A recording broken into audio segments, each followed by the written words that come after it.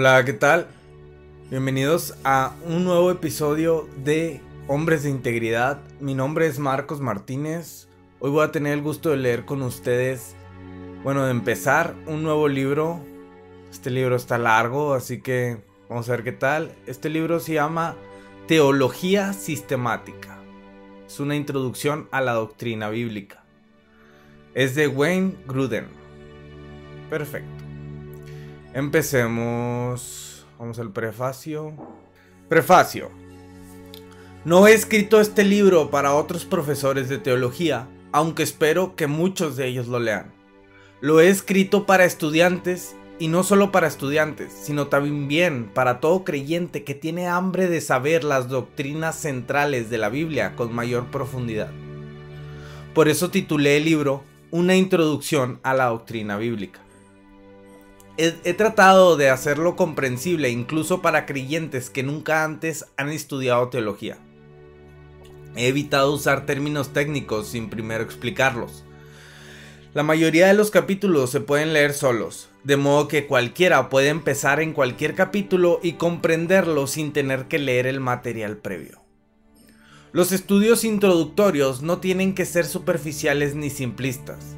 Estoy convencido de que la mayoría de los creyentes pueden comprender las enseñanzas doctrinales de la Biblia a considerable profundidad, siempre y cuando se las presenten en forma clara y sin usar lenguaje altamente técnico. Por consiguiente, no he vacilado en hablar con algún detalle de disputas teológicas en donde me ha parecido necesario. Sin embargo, este libro, a pesar de su extensión, es con todo una introducción a la teología sistemática. Se han escrito libros enteros sobre los temas que se cubren en cada capítulo de este libro, y se han escrito artículos enteros sobre muchos de los versículos que se citan en este libro. Por consiguiente, cada capítulo puede abrirse a estudio adicional con mayor amplitud y mayor profundidad para los que se interesan. Las bibliografías al final de cada capítulo darán alguna ayuda a esa dirección para los que entienden inglés. Los siguientes 6 rasgos distintivos de este libro brotan de mis convicciones en cuanto a lo que es la teología sistemática y cómo se debe enseñar. 1. Una base bíblica clara para las doctrinas. Debido a que estoy convencido que la teología debe basarse explícitamente en las enseñanzas de la Biblia, en cada capítulo he intentado señalar cuando la Biblia respalda las doctrinas que se están considerando. Es más, debido a que creo que las palabras de las Escrituras en sí mismas tienen mayor peso y autoridad que cualquier palabra humana, no menciono simplemente referencias bíblicas. Frecuentemente he citado pasajes bíblicos extensos para que los lectores puedan examinar fácilmente por sí mismos la evidencia bíblica y de esa manera ser como los nobles bereanos, quienes con toda avidez y todos los días examinaban las escrituras para ver si era verdad lo que se les anunciaba. Hechos 17:11. Muy bien, vamos a ese versículo. Hechos 17:11.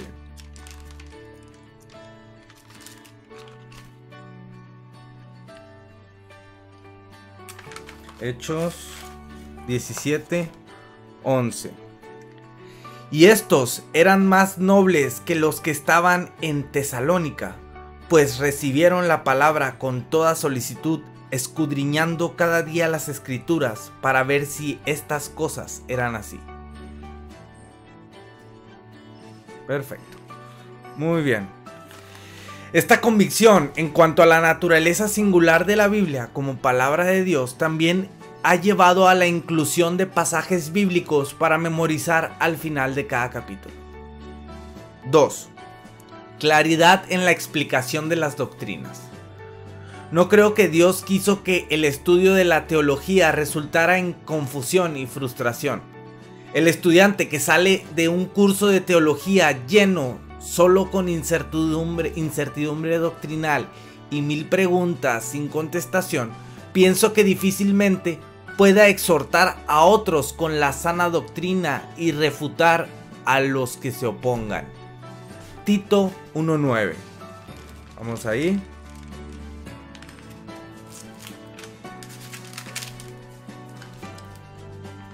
Tito 1:9. Retenedor de la palabra fiel, tal como ha sido enseñada, para que también pueda exhortar con sana enseñanza y convencer a los que contradicen. Por consiguiente, he tratado de indicar la posición doctrinal de este libro claramente y mostrar en qué lugar de la Biblia hallo evidencia convincente para estas posiciones. No espero que todo el que lea este libro concuerde conmigo en todo punto de doctrina, pero sí pienso que todo lector entenderá las posiciones que propongo y en qué lugar de la Biblia se puede hallar respaldo para esas posiciones. Pienso que los lectores de este libro merecen que diga desde el principio cuáles son mis propias convicciones respecto a ciertos puntos que se debaten dentro del cristianismo evangélico.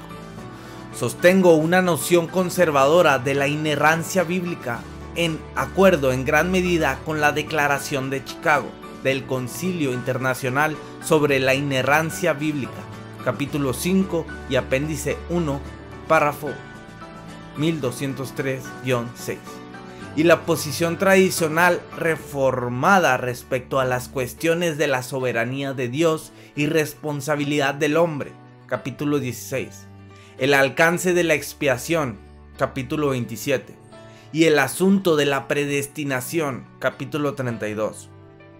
En conformidad con el punto de vista reformado, sostengo que los que de veras han nacido de nuevo nunca perderán su salvación. Capítulo 40. Con respecto a las relaciones entre hombre y mujer, abogo por una noción que no es ni tradicional ni feminista, sino complementaria, es decir, que Dios creó al hombre y a la mujer iguales en valor y personalidad e iguales en llevar su imagen, pero que tanto la creación como la redención indican algunas funciones distintas para hombres y mujeres en el matrimonio, capítulo 22, y en la iglesia, capítulo 47. En cuanto al gobierno de la iglesia, abogo por una forma de gobierno congregacional modificada, con múltiples ancianos en cargos directivos, capítulo 47. Abogo por una noción bautística del bautismo, es decir, que los que dan una profesión creíble de fe personal en Cristo deben bautizarse, capítulo 49. Sostengo que el bautismo en el Espíritu Santo es una frase que se aplica mejor a la conversión y a las experiencias subsiguientes es mejor llamarlas llenura del Espíritu Santo, capítulo 39. Además, todos los dones del Espíritu Santo mencionados en el Nuevo Testamento son todavía válidos para hoy, pero que apóstol es un oficio, no un don, y que el oficio no existe hoy, capítulos 52 y 53. Creo que la segunda venida de Cristo puede ocurrir en cualquier día, que será premilenial, es decir, que marcará el principio de su reinado de 1000 años de paz perfecta en la tierra, pero que será después de la tribulación, es decir, que muchos cristianos pasarán por la gran tribulación. Capítulos 54 y 55. Esto no quiere decir que paso por alto otros puntos de vista. En donde hay diferencias doctrinales dentro del cristianismo evangélico, he tratado de presentar con justicia otras posiciones, explicar por qué discrepo de ellas y dar referencias de las mejores defensas disponibles para las posiciones opuestas. Por cierto, he hecho fácil que los estudiantes hallen una declaración evangélica conservadora para cada tema dentro de sus propias tradiciones teológicas, porque cada capítulo contiene un índice de los tratamientos del tema de ese capítulo en otros 34 textos de teología clasificados por trasfondo denominacional. Si no he logrado presentar acertadamente un punto de vista opuesto, apreciaría una carta de cualquiera que sostenga ese punto de vista e intentaré hacer correcciones si se publica una edición subsecuente de este libro. 3. Aplicación a la vida. No creo que Dios quiso que el estudio de teología fuera tedioso y aburrido. La teología es el estudio de Dios y todas sus obras. La teología tiene el propósito de que uno la viva y la eleve en oración y la cante. Todos los grandes escritos doctrinales de la Biblia, como la epístola de Pablo a los Romanos, están llenos de alabanzas a Dios y aplicación personal a la vida. Por esta razón he incorporado notas de aplicación de tiempo en el texto y añadido preguntas para aplicación personal, al fin de cada capítulo, todo relacionado con el tema de ese capítulo. La verdadera teología es doctrina que es conforme a la piedad. Primera de Tito 6:3, Reina Valera. Perdón, Primera de Timoteo 6:3. Vamos ahí.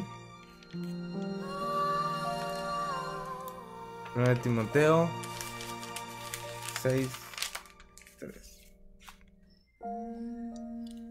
Si alguno enseña otra cosa y no se conforma a las sanas palabras de nuestro Señor Jesucristo y a la doctrina que es conforme a la piedad. Hasta ahí. Bueno, más adelante dice, está envanecido, nada sabe y delira acerca de cuestiones y contiendas de palabras, de las cuales nacen envidias, pleitos, blasfemias, malas sospechas. Bueno, y la teología, cuando se estudia apropiadamente, conducirá a crecimiento en nuestras vidas cristianas y a la adoración. 4. Enfoque en el mundo evangélico. No pienso que un verdadero sistema de teología se pueda construir desde lo que podríamos llamar la tradición teológica liberal, es decir, de personas que niegan la absoluta veracidad de la Biblia o que piensan que las palabras de la Biblia no son exactamente palabras de Dios. Vea capítulo 4 sobre la autoridad de la Biblia. Por esta razón, los otros escritores con quienes dialogo en este libro están en su mayoría dentro de lo que hoy se llama la tradición evangélica conservadora más amplia, desde los grandes reformadores Juan Calvino y Martín Lutero hasta los escritos de los eruditos evangélicos de hoy. Escribo como evangélico y para evangélicos. Esto no quiere decir que los que siguen la tradición liberal no tengan nada valioso que decir, sino que las diferencias con ellos casi siempre se reducen a diferencias en cuanto a la naturaleza de la Biblia y su autoridad. La cantidad de acuerdo doctrinal que se puede lograr con personas que tienen bases ampliamente divergentes de autoridad es muy limitada. Claro, los profesores pueden siempre asignar lecturas adicionales de teólogos liberales de interés actual y estoy agradecido por mis amigos evangélicos que escriben críticas extensas de la teología liberal. Pero no pienso que todos están llamados a hacer eso, ni que un análisis extenso de nociones liberales sea la manera más útil de edificar un sistema positivo de teología basado en la total veracidad de toda la Biblia. De hecho, de alguna manera como el niño del cuento de Hans Christian Andersen que gritaba, "El emperador no lleva ropa". Pienso que alguien necesita decir que es dudoso que los teólogos liberales nos hayan dado alguna noción significativa de las enseñanzas doctrinales de la Biblia que no se halle ya en los escritores evangélicos. No siempre se aprecia que el mundo de la erudición evangélica conservadora es tan rico y diverso que permite amplia oportunidad para la exploración de diferentes puntos de vista y nociones de la Biblia. Pienso que a la larga logramos mucho más profundidad de comprensión de la Biblia cuando podemos estudiarla en compañía de un gran número de eruditos que parten de la convicción de que la Biblia es completamente veraz y absolutamente autoritativa. Las referencias cruzadas a otras 34 teologías sistemáticas evangélicas, en inglés, que he puesto al final de cada capítulo reflejan esta convicción, aunque las he dividido en 7 tradiciones teológicas amplias: anglicana, episcopal, arminiana, wesleyana, metodista, bautista, dispensacional, luterana, reformada presbiteriana y renovada carismática pentecostal. Todas ellas sostienen la inerrancia de la Biblia y pertenecen a lo que llamaríamos hoy una posición evangélica conservadora. Además de estas 34 obras evangélicas conservadoras, he añadido a cada capítulo una sección de referencias cruzadas con 2 teologías católicas romanas representativas, porque el catolicismo romano continúa ejerciendo una influencia significativa en todo el mundo. 5. Esperanza de progreso en la unidad doctrinal en la Iglesia. Creo que todavía hay mucha esperanza de que la Iglesia logre una comprensión doctrinal más honda y más pura, y que supere viejas barreras, incluso las que han persistido por siglos. Jesús está obrando en perfeccionar su Iglesia para presentársela a sí mismo como una Iglesia radiante, sin mancha ni arruga ni ninguna otra imperfección, sino santa e intachable. Efesios 5:27. Vamos a leer eso. Efesios 5:27. A fin de presentársela a sí mismo una Iglesia gloriosa, que no tuviese mancha ni arruga ni cosa semejante, sino que fuese santa y sin mancha. Listo. Y ha dado dones para equipar a la Iglesia, y de este modo todos llegaremos a la unidad de la fe y del conocimiento del Hijo de Dios. Efesios 4:13. Vamos a leerlo. Y hasta que todos lleguemos a la unidad de la fe y del conocimiento del Hijo de Dios, a un varón perfecto, a la medida de la estatura de la plenitud de Cristo. Se acabó el versículo. Aunque la historia pasada de la Iglesia puede desalentarnos, estos pasajes bíblicos siguen siendo ciertos y no debemos abandonar la esperanza de un acuerdo mayor. Es más, en este siglo ya hemos visto una comprensión mucho mayor y algún acuerdo doctrinal mayor entre los teólogos del pacto y dispensacionales, y entre carismáticos y no carismáticos. Todavía más, pienso que la comprensión de la Iglesia respecto a la inerrancia bíblica y los dones del Espíritu también ha aumentado significativamente en las últimas décadas. Creo que el debate presente sobre los apropiados papeles del hombre y la mujer en el matrimonio y en la Iglesia a la larga resultará igualmente en una comprensión mucho mayor de la enseñanza bíblica, por dolorosa que la controversia pueda ser al presente. Por consiguiente, en este libro no he vacilado en levantar de nuevo algunas de las viejas diferencias sobre el bautismo, la cena del Señor, el gobierno de la Iglesia, el milenio y la tribulación y la predestinación, por ejemplo, con la esperanza de que, por lo menos en algunos casos, un vistazo fresco a la Biblia pueda provocar un nuevo examen de estas doctrinas y tal vez pueda impulsar algún movimiento no solo hacia una mayor comprensión y tolerancia de otros puntos de vista, sino incluso a un consenso doctrinal mucho mayor en la Iglesia. 6. Un sentido de la urgente necesidad de una mayor comprensión doctrinal en toda la Iglesia. Estoy convencido de que hay una necesidad urgente en la Iglesia cristiana hoy de una mayor comprensión de la doctrina cristiana o teología sistemática. No solo los pastores y maestros necesitan entender la teología a mayor profundidad, sino que la Iglesia entera lo necesita también. Un día, por la gracia de Dios, quizá podamos tener iglesias llenas de creyentes que puedan debatir, aplicar y vivir las enseñanzas doctrinales de la Biblia con tanta facilidad como hablan de los detalles de sus trabajos o pasatiempos o la suerte de su equipo favorito de deportes o programa de televisión. No es que los creyentes carezcan de capacidad para entender la doctrina, es simplemente que deben tener acceso a ella en una forma comprensible. Una vez que eso tiene lugar, pienso que muchos creyentes hallarán que comprender y vivir las doctrinas de la Biblia es una de sus mayores alegrías. Muchas personas me han ayudado a escribir este libro. Primero debo mencionar a mis estudiantes anteriores y actuales, tanto Bethel College en St. Paul, Minnesota, 1977 al 81, y luego en Trinity Evangelical Divinity School, 1981 presente.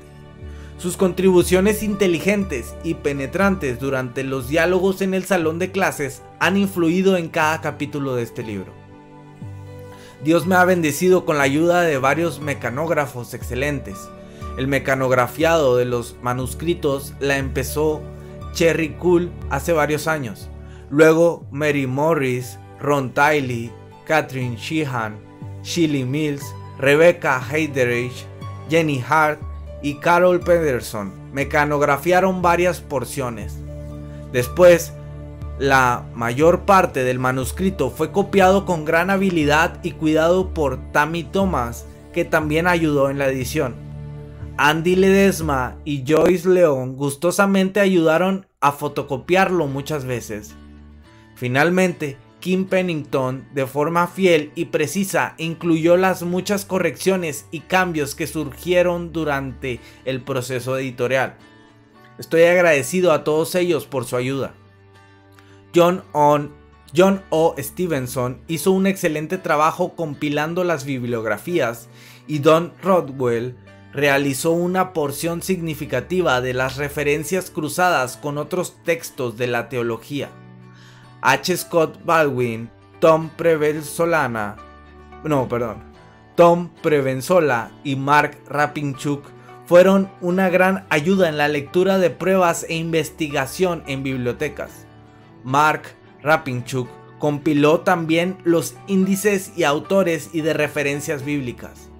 Ben Manley proveyó excelente ayuda en la lectura de pruebas.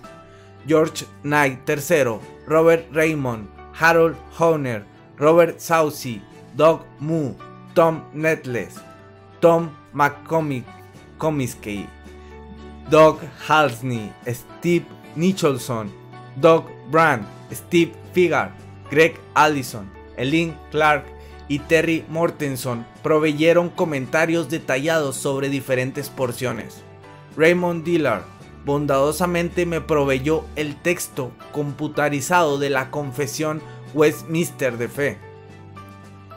Bruce Schauer resolvió mis problemas de computadora varias veces y Tim McLaughlin reparó mi computadora en un momento crucial. Mi viejo amigo John Hughes varias veces me dio consejos valiosos sobre computadoras y publicación de manuscritos. Mis hijos también me ayudaron al acercarse las fechas de entrega. Elliot con la investigación en biblioteca y Oliver y Alexander y su amigo Matt Tully compilando y corrigiendo los índices.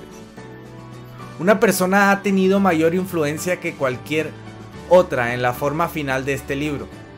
David Kingdom, editor de libros teológicos de InterVarsity Press, Inglaterra, que me ha ayudado más allá de mis expectaciones en su trabajo como editor perspicaz, concienzudo y sabio.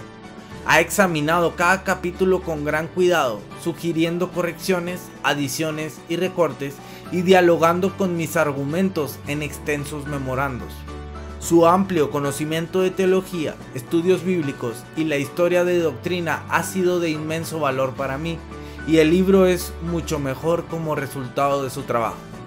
Además, Frank Enswisley de InterVarsity Press y Stan Gundry, Jim Rourke y Laura Weller de Zondervan me han mostrado gracia y paciencia en cuanto a los muchos detalles respecto a la publicación del libro. No podría haber completado esta obra sin la generosa provisión de sabáticos de Trinity Evangelical Divinity School en el otoño de 1983, el otoño de 1985, el invierno de 1989 y el otoño de 1991. Y estoy agradecido a la junta de directores de Trinity por concederme tiempo para escribir. También estoy agradecido por el respaldo de mis padres, Arden y Jim Gruden, que generosamente proveyeron ayuda financiera que me permitió escribir durante estas y otras ocasiones y que también han sido un estímulo constante en todo este proyecto, tanto en sus oraciones como en su indeclinable convicción de que un libro como este, escrito en lenguaje no técnico para que miles de creyentes como ellos puedan entenderlo, sería valioso para la iglesia. Pienso que casi toda persona que me conocía estaba orando por este proyecto en algún momento u otro, especialmente mis consejeros estudiantiles en varios años en Trinity y muchos amigos en mi iglesia. Frecuentemente he estado consciente de la ayuda del Señor en respuesta a esas oraciones, dándome salud y fuerza, libertad sin interrupciones y un deseo indeclinable de terminar el libro.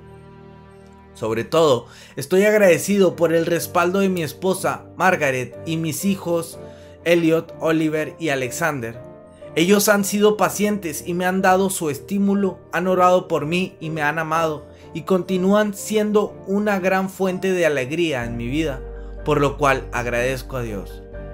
Estoy seguro que este libro, como todos los libros meramente humanos, tienen errores y lagunas, y probablemente algún argumento defectuoso por igual. Si supiera dónde están, trataría de corregirlos. Por consiguiente, estaré agradecido al lector interesado que me envíe sus sugerencias en cuanto a cambios o correcciones. No garantizo que podré contestar toda carta, pero sí daré consideración al material de toda carta y haré correcciones en lo que pueda. Cito: Den gracias al Señor porque Él es bueno, su gran amor perdura para siempre. Salmos 118, 29. La gloria, Señor, no es para nosotros, sino para tu nombre. Salmos 115, 1.